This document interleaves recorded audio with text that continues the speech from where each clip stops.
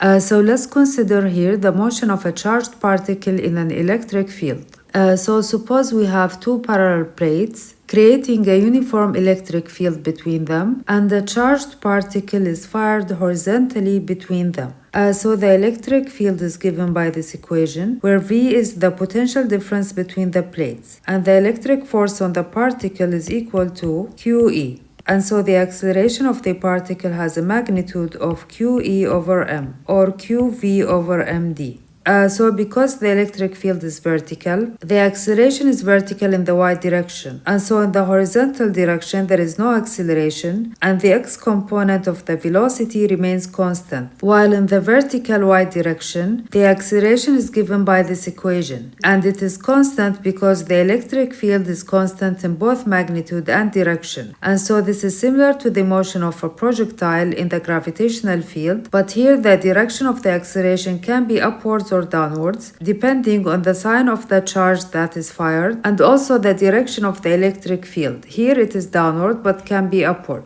So first, let's see what happens to the trajectory of the particle when we change the voltage. So suppose we have a particle of charge of 1 microcoulomb that is fired into the region of the electric field, and suppose initially the voltage between the plates is 40 volts, and this is the mass of the charge, and the distance between the plates is 3 centimeters, and this is the initial velocity of the particle. So as you can see, increasing the voltage will increase the acceleration linearly. So when the voltage is small, the acceleration in the y direction is small, and so the curvature of the path is less. And as we increase the voltage, the acceleration will increase and the curvature will bend more. So this is the trajectory of the particle when the voltage between the plates is 40 volts. So if we keep all values the same and we only change the voltage, then this will be the path of the particle for 20 volts, and this is for 60 volts. So the higher the voltage, the stronger deflection or bending of the path. And note here that for a lesser voltage, these lines will be more spaced apart, and for a higher voltage, they will be more dense. But I did not include this here so that you can see the difference in the path.